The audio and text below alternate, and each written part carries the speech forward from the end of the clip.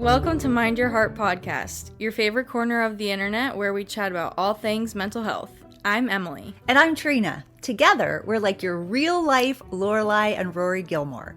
Each week, we'll bring you real conversations about the world of mental health, and we will peel back layers on topics like anxiety, depression, and much more. We're here to chat with you about the tough stuff, the everyday stuff, and everything in between. So grab your emotional support water bottle, I know we have ours, find your comfiest chair, or keep your eyes on the road, and let's get into it. Are you ready, Mom? Absolutely.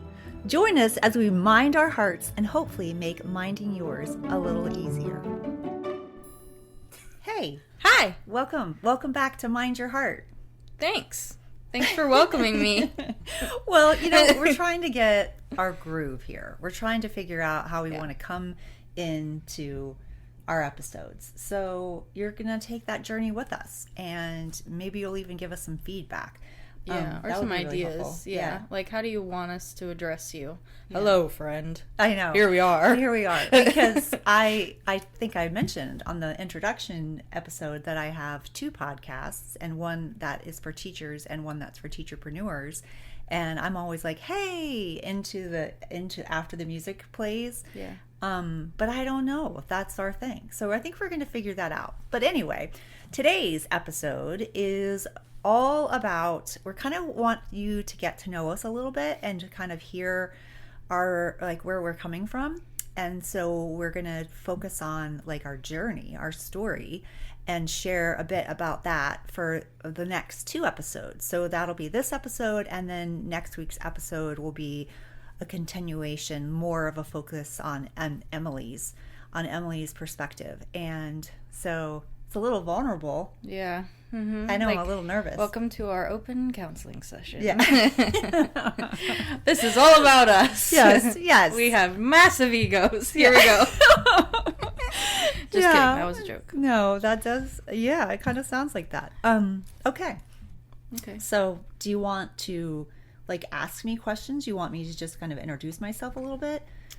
I can ask you questions. Okay. So like, yeah, I guess the classic interview question is, tell me a little bit about yourself, Trina. All right. Well, my name is Trina Tebow, and I am a single mom, but with two grown kids. I'm an empty nester. I do have a dog baby. Fur baby. His name is Kobe, and he's the best dog in the world. Kobe Franklin Tebow. He's the greatest.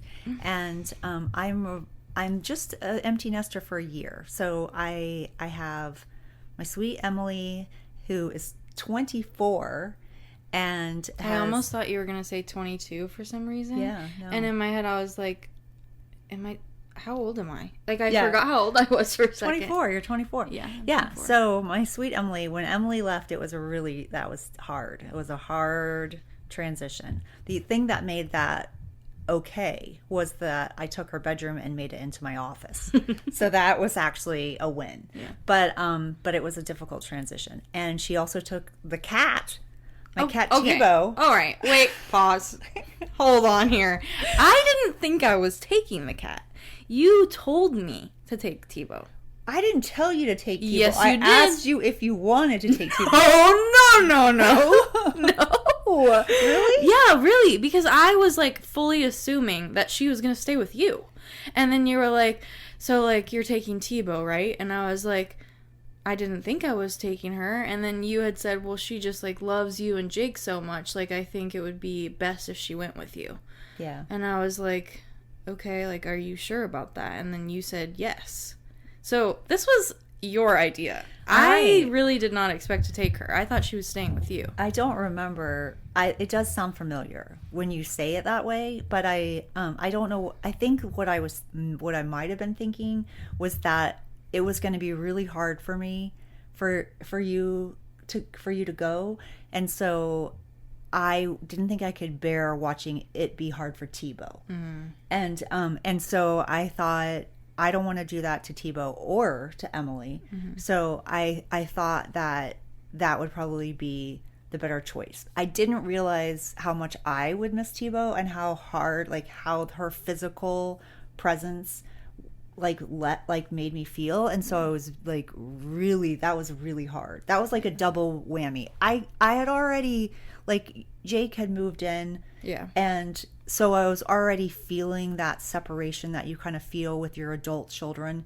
And it had already been going on for a while. So it wasn't as abrupt as it was when my son Jackson left. Yeah, because it was like more of a transition. Yeah, it was a transition. And also we went through your senior year and you graduated and we like knew that I was planning to move out. Whereas like Jackson, we didn't know if he was going to go to college or not. Like that was kind of like it was like a month that he decided that. Yeah, and, like, it was boom. like he came home one day, which I guess is a part of my story. Like he all right, so I kind of feel like I have to explain that part. Yeah. But he came home. He was working on a construction site. Jackson stopped going to high school in 10th grade, and it was hard. It was a hard thing to come. And you were a teacher. And I was a teacher. I was a teacher since 1997. I left teaching in 2018 and was working full-time on my business where I create resources for teachers with a focus on comprehension and makerspace and STEM and science. And I don't know what I was saying. You were talking about Jackson leaving high school. So I was a lifelong educator, and so it was a really rough to have him not want to be in school. I know he hated school. He's always hated school. School's always been a difficult thing for him. And so school wasn't fair to him. No, school wasn't fair to him. School definitely was not fair to him. And Jackson's dad and I got divorced when Jackson was 10. Yeah. So we had a very hard time. Jackson and I had a really hard time. We went through a period where Jackson was really angry with me and really upset. And he didn't speak to me for a period of time. He was just at his dad's. It was very, very difficult. Like I didn't even really see him during that time. And he was still in high school, like when he wasn't talking to you. That was like, and when he wasn't talking to you, like there was like he needed somebody to pick him up because Dad couldn't, like, all the time. So that was really the only time I got to see him, was when I like drove to pick him up from school and then just take him back to Dad's. Yeah. So like I didn't even see him during that time either. Yeah. It was hard. He was in a dark place too. He was playing video games until all hours of the night, and he was just an unhappy teenager. And his dad and we did not see eye to eye on what was the best thing for him. So it was hard. It wasn't like I just was, said, well, he's not going to school. Like I was upset. Yeah. But then I really embraced the idea of homeschooling him because I wanted to give him an opportunity to change his mind. So I registered him as a homeschool student. I did a lot of research and reading about unschooling and allowing children to learn in their natural timeline. I got involved with some homeschool groups. So I did a lot of focusing on that and trying to understand. And what Jackson was clearly doing was unschooling. Mm-hmm. Like every aspect of school he was having nothing to do with it. This was kind of after I had decided that I wasn't going to college too, right? Yeah. So it was like you got a double whammy. Let me serve you a plate of uneducation to a teacher, a longtime teacher who loved teaching and loved learning and like really like believed in that for kids. Yeah. So like both of your kids were like, no, I don't want anything to do with it. Mm-hmm. I don't want anything to do with what you dedicated your life to. Part of the reason I chose that profession was because I wanted to do something that made a difference for children. And also, I wanted to be home with my own children. Mm-hmm. And that was a huge part of picking that profession. Yeah. And then it ended up like kind of hurting me as a mom because I was so tired all the time. And I didn't want to have other people's kids over sometimes because I didn't want to deal with it. I wanted to have some space that was sacred. Yeah. And so it didn't end up being as easy as I thought it was going to be with teaching. And in fact, you lived at school with me. Yeah. And that there was like lots of late nights where, and then I left you in the after school care, and I focused on school. And then even in the summer, I worked on school. And so I really feel like it was actually like it didn't go the way that I had intended. And it definitely didn't go that way with my children in school. But what I do know about both of you is that I have full confidence in your ability to make decisions and to find your way. And so that's the part that I really held on to really closely. And so I did embrace the unschool and homeschool, and I did start to understand things in a different way. And I allowed Jackson the space that he needed because I had no choice. Like I had no choice. He was away from me. I would just text him periodically and tell him how much I loved him and that I was there with open arms. If he when and if he ever wanted to come home, he had a place at home. And I just held on to that as much as I could. And I prayed all the time, and I was very sad, and it was a really hard time. But then he eventually came home. I honestly think that was probably like one of the biggest lessons that like you taught him though in that time. And obviously like I can't speak for Jackson. I'm not speaking for Jackson, but from what I've heard that he's said, and like the way even recently, like when we did those affirmations for you, like through the mindset thing that you were doing, like the thing that came up for him and for me was like the unconditional love that you have always shown us, like no matter what. And I think that was like such a massive lesson for him in that moment, because everything he was doing was conditional.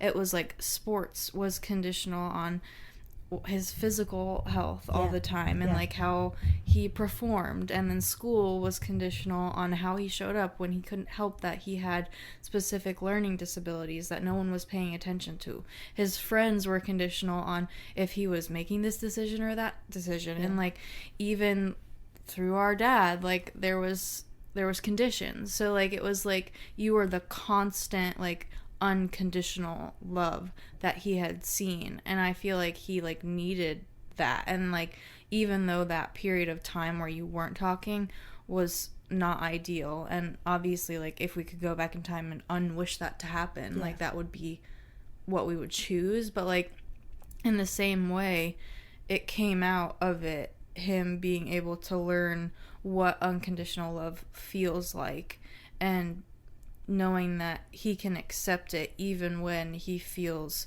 angry or upset or whatever. Like he can still feel his feelings and be loved as well. Yeah. I felt like that was really important.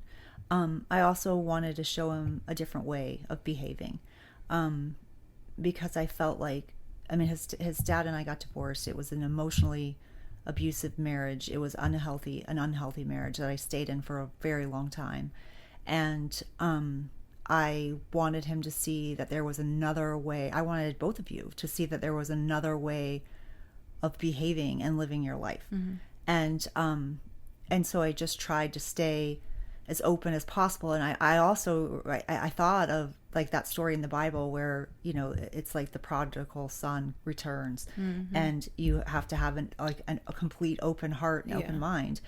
And so I did. And then he did come back to me, and our relationship is so different now. Like he is, I just adore him, and I know that he loves me like deeply.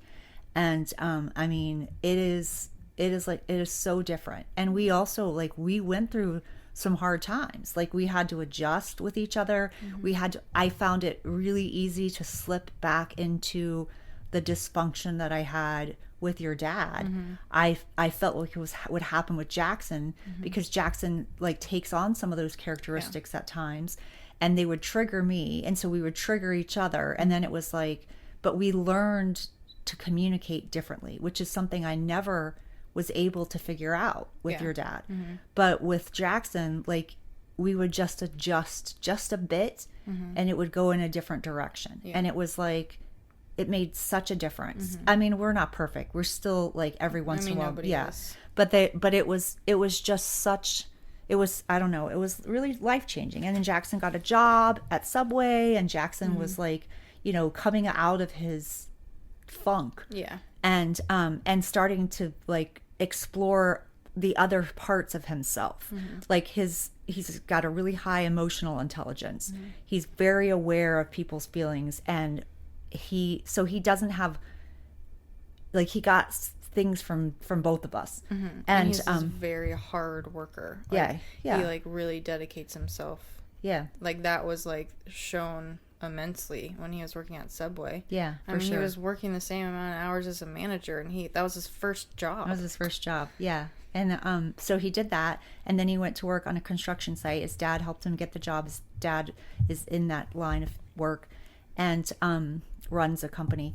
And Jackson, like, it was grueling. He would come home from the job site filthy dirty, exhausted. It was an exhausting very tan job. Yes, very tan. And so then one day he came home and said, I want to go to college. And this wasn't that long ago.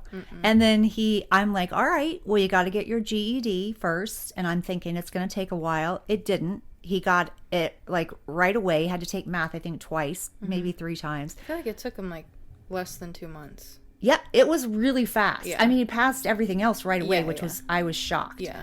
And then he applied to a college in Gainesville and got accepted, and it was all crazy. And then he was gone. So that empty nest was not what I was expecting. Because there was no transition. There was no transition. Easing you into that. Because we didn't even think he wanted to go to college. Yeah.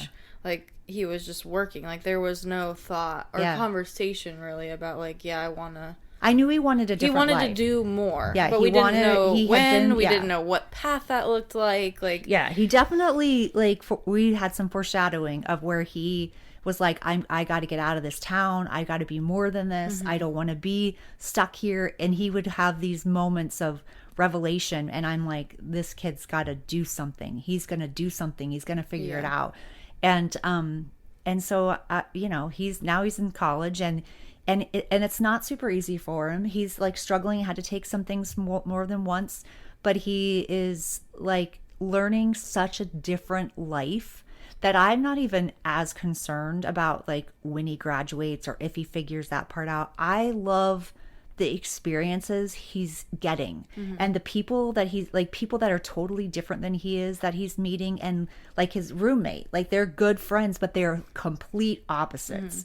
And I love that he gets to experience these things and like just grow up in a different way. Yeah. So I'm excited about that for him, and he'll figure it out. And I believe that about both of you. I'm like, you'll figure it out. And he also did it afraid. Like, yeah, he did it afraid. He was scared. Yeah, he was scared to death. And he did it anyways. And that was another thing that like you had taught us.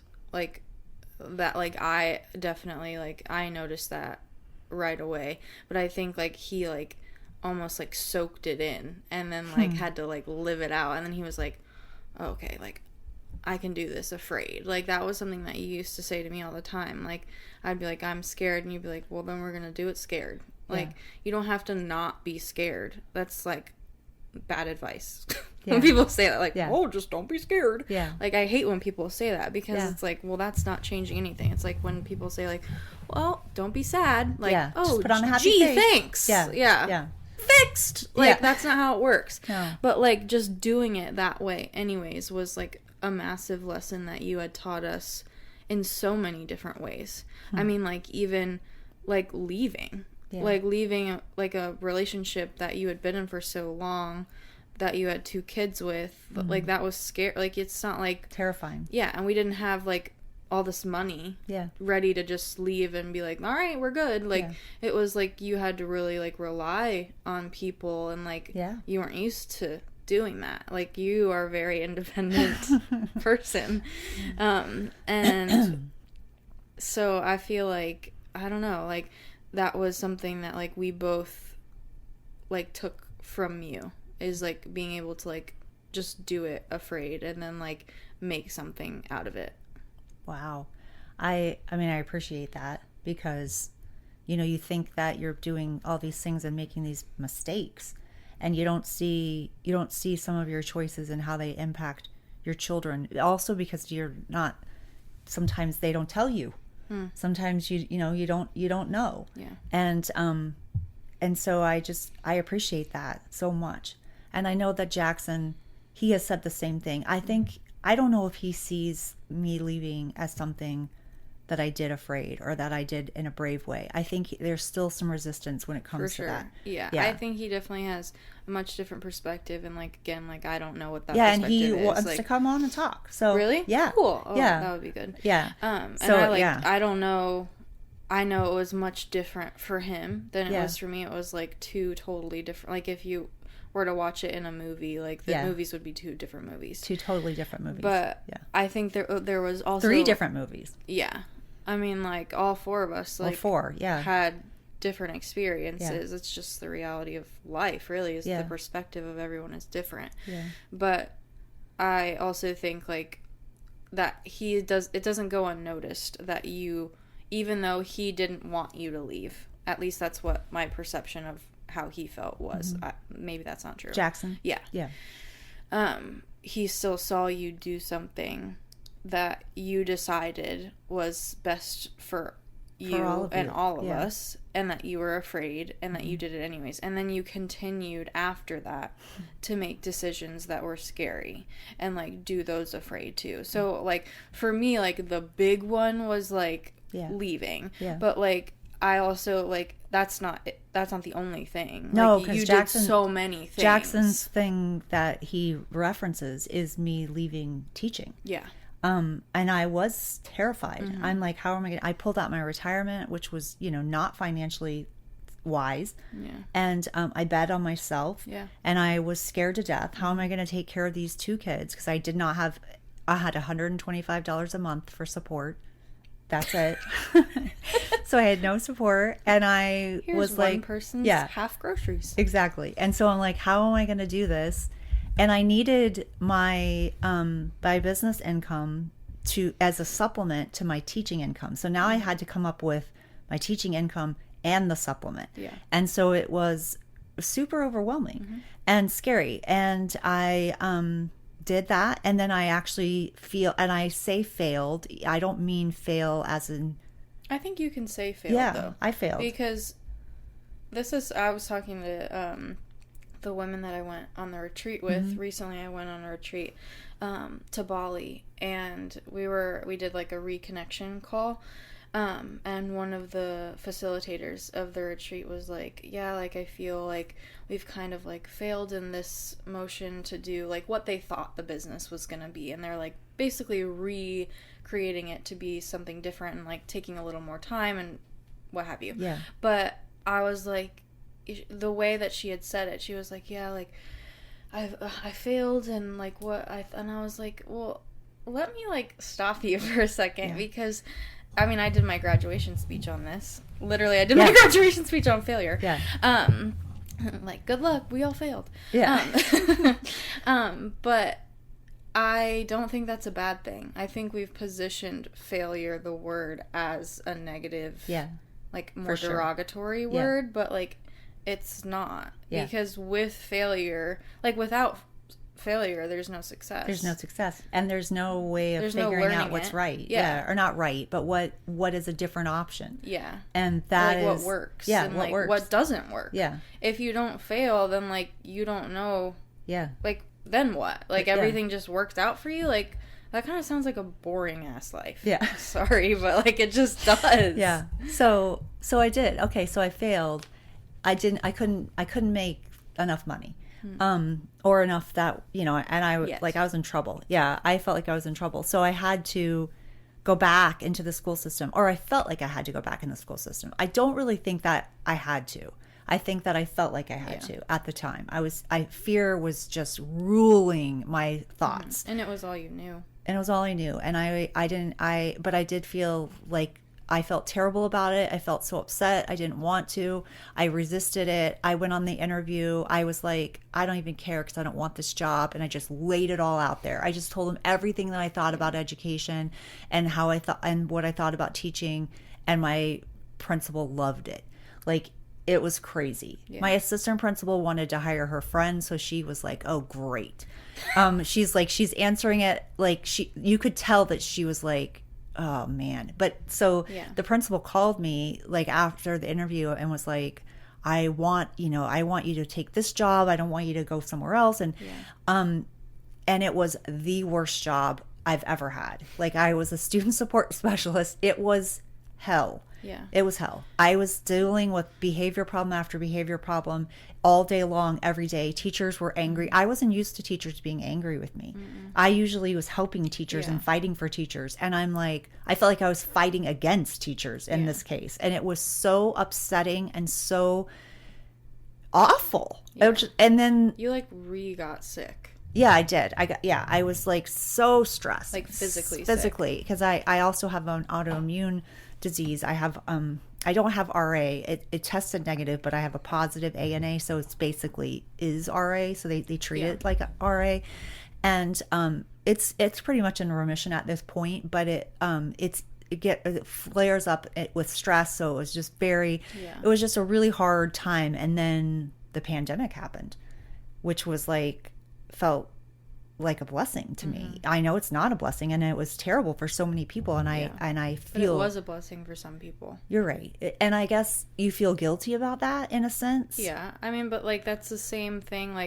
That's the way that the world is. Yeah. There are so many things that are not great for some people and are really great for other people. And that doesn't make it good for the people it's bad for. Yeah. And it doesn't make it bad for the people it's good for. Yeah. It's just different. No, you're right.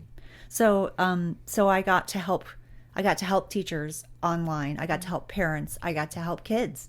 I got to meet kids every day and have the best conversations with them. Sometimes just meet for lunch and sit on the computer together. And and then I also figured out how to work from home because that was what was lacking the first time. Yeah. So I really focused on my business. I also was part of a conference that we did online. It was called STEMCon. It was incredible. It was educators that are excited about innovation and inquiry and hands-on and outside the box thinking. And it was all my people in one place. And it was the best experience. And so there were so many good things that were happening.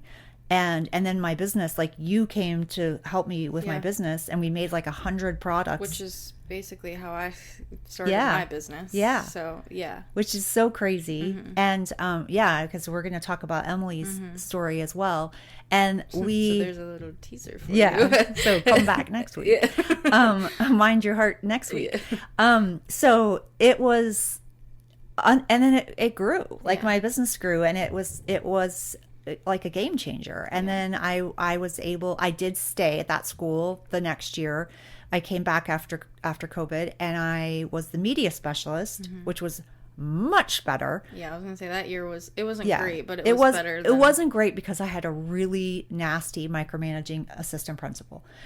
If it hadn't been for her, I could have done that job. Yeah. I could have continued doing that job because I loved the kids. I loved the kids, and I was having fun. I was focused on getting kids excited about reading. Yeah, kids were reading. That's your shit. Yeah, kids were reading while they were walking in the hallways. Yeah. People who didn't even like me were like, "Oh my gosh, what are you doing?" It was unbelievable. And then I had the best news crew, and it was so fun. But I knew that she wasn't going to be able to stay out of my business, and she didn't. And then they were going to put me on the rotation, and then I was like, you know what? I think I'm done. I think I need to be done again. Yeah. So I quit again, and it was both times were a grieving process because it felt like I was leaving a part of myself behind because it was something that I was actually really good at. Yeah. And sometimes I want to tell people in my present life, I was a really good teacher, but yeah. And I'm like, that makes me feel kind of sad because it's a part of me that it's different. It's changed. A muscle you don't get to hands-on exercise anymore. Yeah. You're doing it through through someone else, really, because you still are an incredible teacher. You'll never not be an incredible teacher. It's just that you're doing it differently. Yeah, it's so different. Yeah. So now I'm making things for teachers, and I am hoping to help them inspire a deep love of learning. That's what I'm very passionate about. I want kids to love to learn. I think it will make the difference. And Well, it's always been about the kids for you. Yeah. That's the difference of like doing what you're doing now, is that you can't see that. Can't see it. I can see it in feedback when people, For sure. and I get so happy when they tell me that their kids love it. Like I'm like, I'm glad the teacher likes it too, because I want to be helpful. Yeah. But I also just love when they tell me that the kids love it. That just, I don't know, that makes such a huge difference. But I don't know, like that part of me, you know, it has changed so much. And I also didn't realize how much I miss like physical connection. Like, you know, I'm home by myself with my dog, and you know, your body like kind of yearns for physical touch. Yeah. And I don't mean that in an inappropriate way. I mean, well, I mean, like, sexual physical touch isn't inappropriate. no, either. You're right. In a sexual way. You're right. You mean? No, you mean, I don't mean it that way. No, I know. Yeah. I'm saying you don't mean it. Yeah, in I don't a mean it that sexual way. You mean it in just like the act of being touched Yes. and loved and when kids, you know, swarmed, you know, on you, like, you know, all jumped up at one time and hugged you, and like little kindergartners, like thinking you were a superhero. That is such a great feeling. Yeah, you feel like a rock star. Yeah, you do feel like a rock star, you know, walking down the halls and the kids are excited. It is a good feeling, and I miss those hugs and that connection, and that part has been a struggle.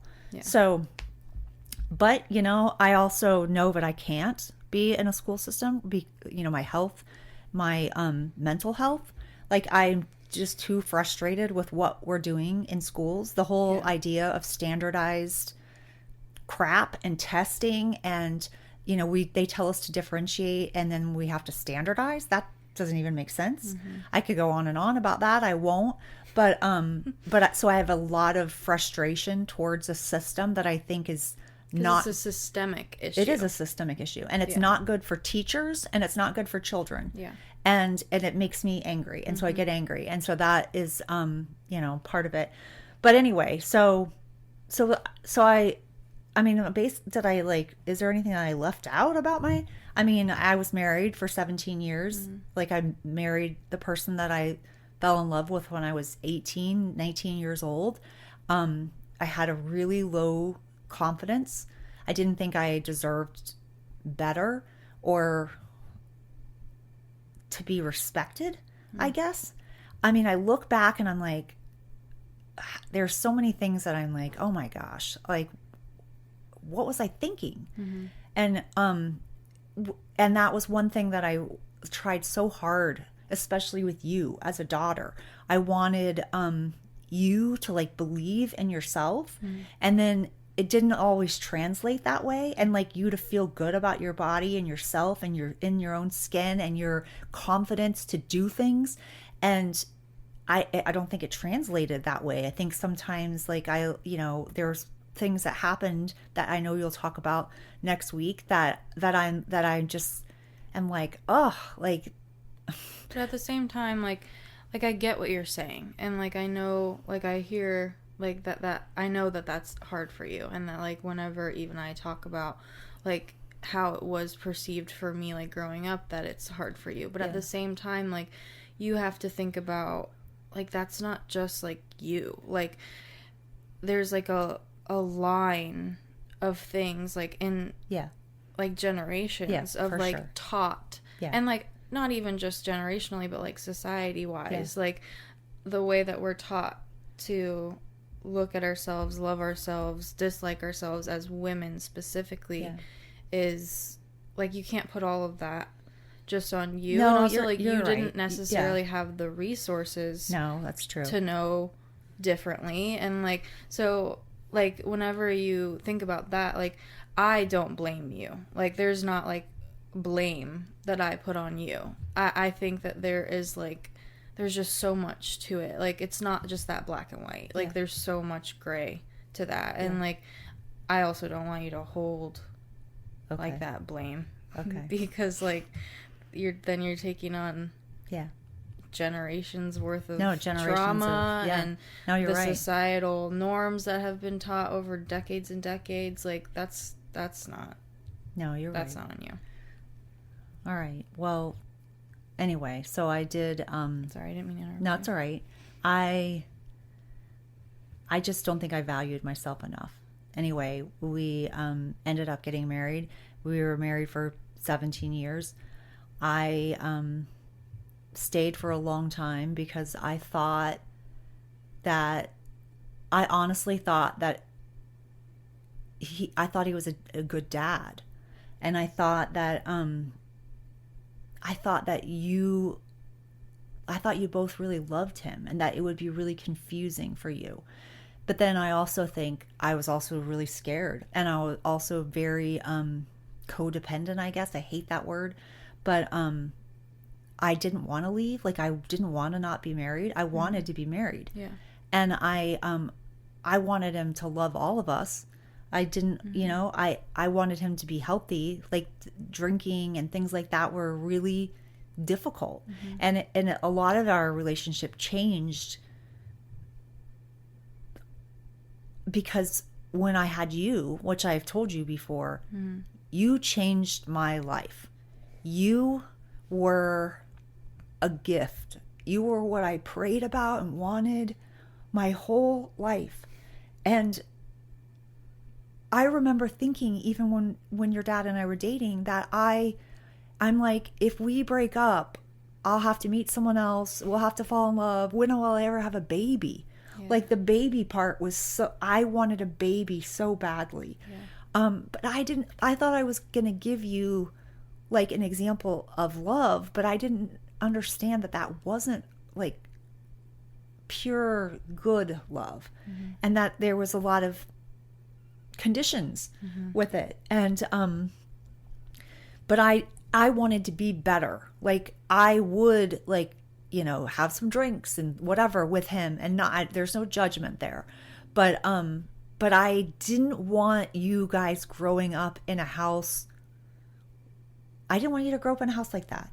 Yeah, and I think you're saying there's no judgment for people who do, like, drink, like, as socially, like, of course there's not. Yeah. But, like, the thing that I think where you're coming from is that, like, that's not who you were or wanted to be. Yeah. It's not something you actually really enjoyed. It's not something that really made you feel good. Yeah. And you were doing it because you felt pressured. Yeah, almost like a peer pressure. He would get mad when I didn't want to. I mean, he really was an undiagnosed alcoholic.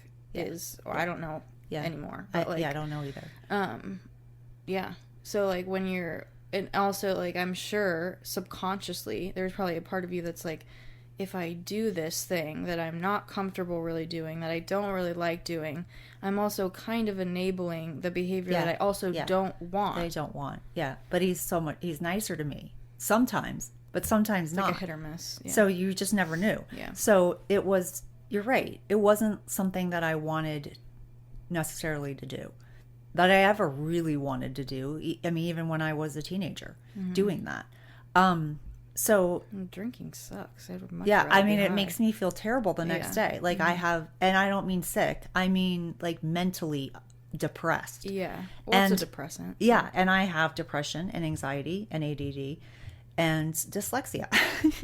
So it really messed me up. Yeah. And so and you're allergic to yeast. Yeah. Yeah, that's true. So you're literally allergic to alcohol. Yeah. It's like, the swelling. Yeah. Yeah. So when you came along, I wanted to be better. I wanted to be a better mom. I wanted to be a better person.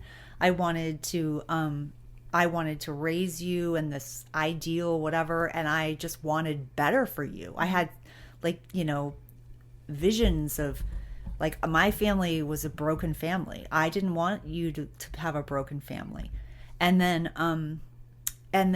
I just kept wanting to be better, and that was conflicting with what our relationship was. So we didn't know how.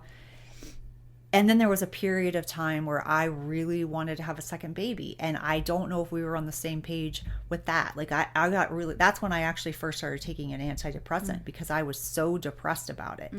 And it took a long time, and surgery and other whatever. And it was a hard thing to feel like you were going through by yourself, even though you were with a partner.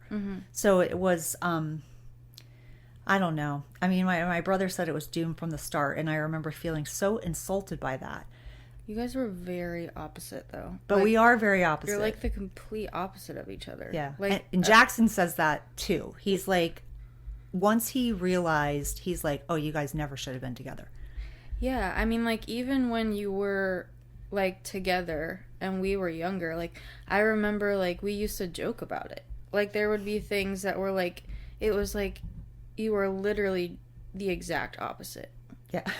Like it was, like, almost a joke at that time. Like, oh, well, opposites attract, I guess. Like, but it's, like, you were very, very different in, like, everything. Like, and not even just in the, like, surface level things. Like, and the way we thought about things. Politics. Yeah. Like, the non-negotiable part of things was, like, compatibility. You were different. Yeah, we were so different.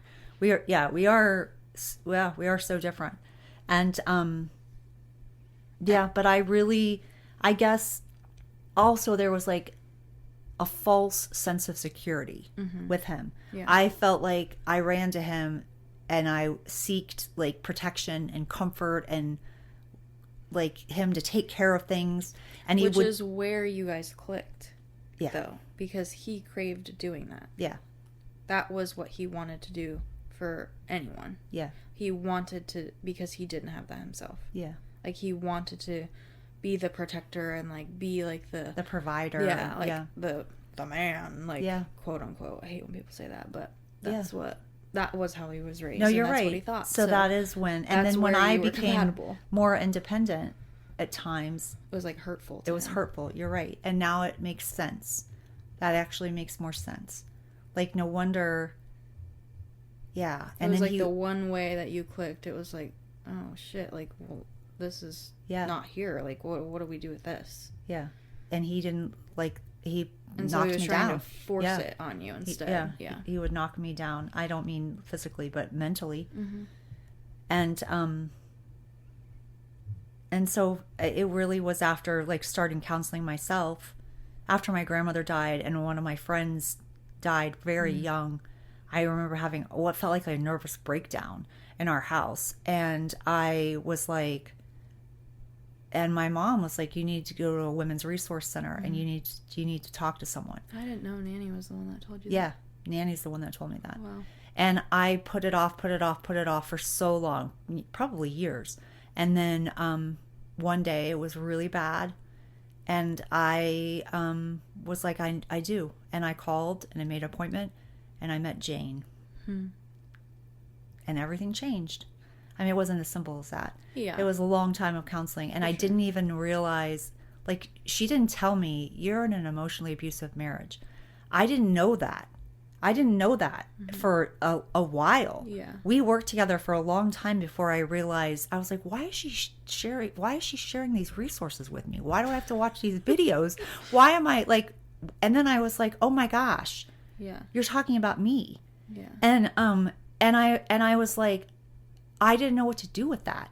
And I actually think that could be a separate episode, about. For sure. Because there's so much to talk about that. There was a lot of steps that you... There's a lot of steps. And also I, like, resisted feeling... I didn't want to be a victim, but I also have things to say about that too. Yeah. So my judgment of women, that's so unfair. So I feel like that would be a totally... It's more of a judgment of yourself. It is a judgment of myself. It definitely was a judgment of myself, but it definitely Jane responded to that because so that could be a whole nother episode. But I do think that I just felt like, and financially I didn't know what I was going to do. It really was when TPT came along, that which is Teachers Pay Teachers, which is a marketplace for teacher authors to create things for teachers. It's kind of like an Amazon for teachers. Anyway, that's a good way to put it. Yeah, that was when I thought that there was any kind of hope. Yeah. And that I might be able to, like, stand on my own 2 feet. And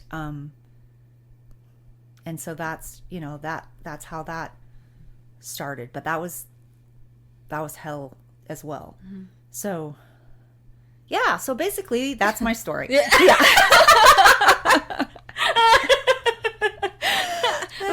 Yeah. You thought you were getting the light one? Yeah. You were wrong. You're wrong. We're just jumping right on in there. Yeah. I think that's good, though. I don't know. I hate when people are, like, trying to do like the small talk garbage. Yeah. Like, if you're listening to this podcast, you're not here for like just shits and gigs. Like, yeah. We'll give you some of that, but yeah, you're here because you want to be heard and related to and hear somebody else's story too. So yeah, yep. So, yeah. And now, where are you?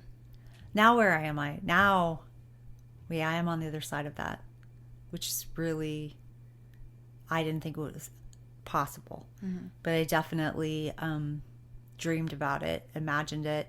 I'm still single. It's been 10 years. And I think there's a part of me that's scared to date, partly because I'm free. Like, I feel free.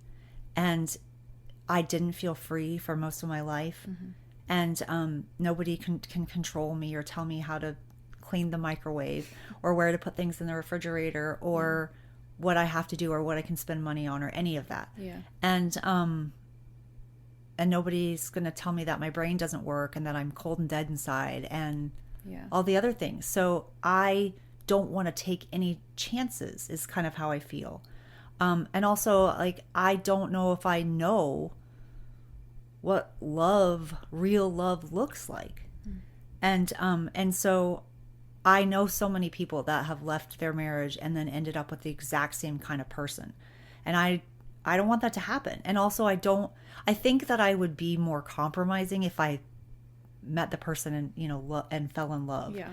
Because right now I don't feel like compromising at all. Mm-hmm. But I compromise for Kobe. Like, I make concessions for my dog.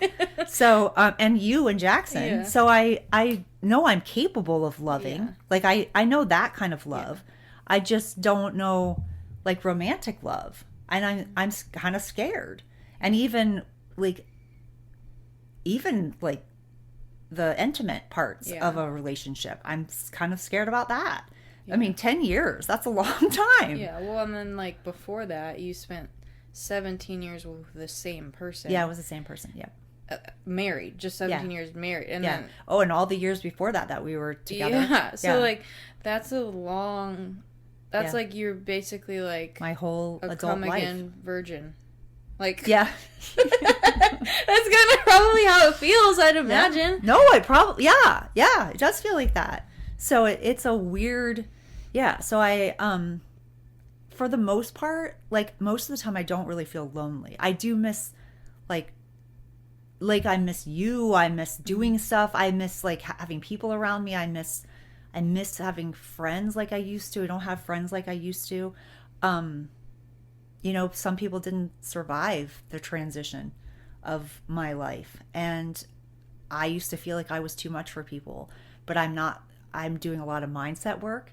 And I'm not too much for people. I am exactly what I am. And for some people, it's too heavy. But that's their issue, not my issue. Yeah. And I'm sad. Like, I'm sad that I lost people along the way. People that really helped me and that I loved deeply. But I also understand that, like, as you grow, there's, like, growing pains. And so that's kind of where I am right now. I'm still really focused on building my business, and I want, like, it's been struggling for the last year and a half, and as is the whole entire world, as is the country. Yep. And so I'm working on that. I'm like putting one foot in front of the other. I'm trying to make some pivots, and I'm moving ahead. And I have a very supportive family, and I feel loved from my family. I don't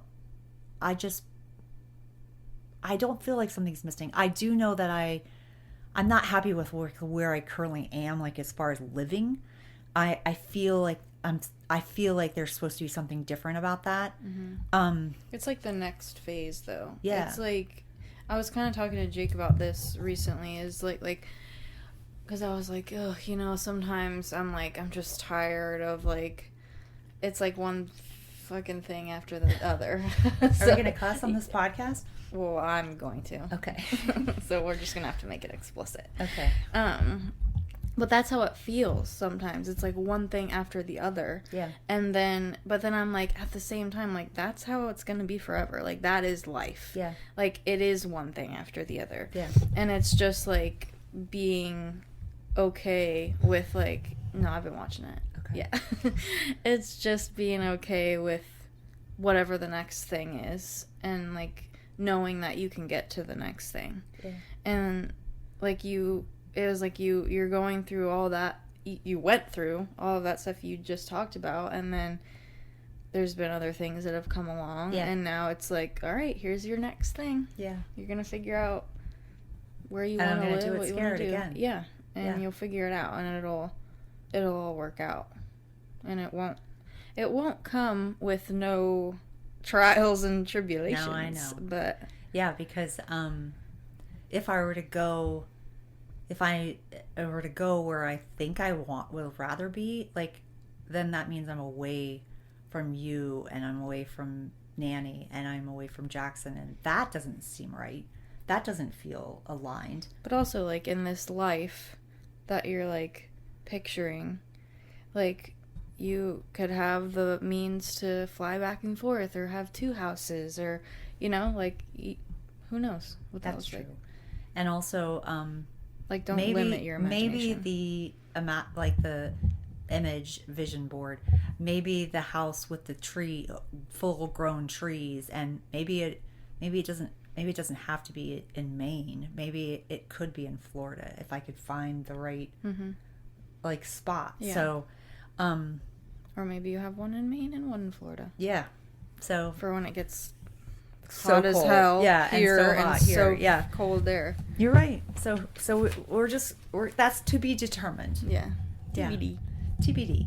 So, yeah, that's a little bit about me. You didn't know her before. Yep. You do now. You do now, and you'll learn even more in the weeks to come. But also we want to offer this as a support to you as well, and there's going to be topics that we talk about that are specifically geared to focusing on us, not just focusing on us. Yeah, for sure. Yeah. But I think that it's important that this is known about both of us. Yeah. Because one thing that I've found, like, with, like, my more recent clients that I'm working with is, like, I relate to them. Like, they chose me to be their coach because, like, they know that I've been through what they're trying to get through. Yeah. Like, I am no, like, anomaly. Like, I am where they are right now. Yeah. And, like, people need that. I agree. I totally agree. Because when I do coaching for DCA, for Digital Course Academy, I feel like the people that join with me, they know that, like, I'm not a super successful course creator yet. And but they know that I've been in the trenches. Yeah. And also there's things that I figured out, things that I tried that they could avoid. And also having been through it so many times, I know it. Like, I know I'm supporting. Yeah. So you're right. So I think like these first couple episodes, like, you'll be learning more about us. Yeah. But we don't have massive egos, so it won't continue to be just about us. Yeah. So hold on, hang in there with us. We'll get you through this part right here, and some of the topics we were talking about will be hard and heavy. Yeah. And but some things will be, really beautiful, and there always will be beauty in the tragedy anyway. So we hope that you mind your heart on Mondays and you stay tuned. Yeah. Thanks for listening.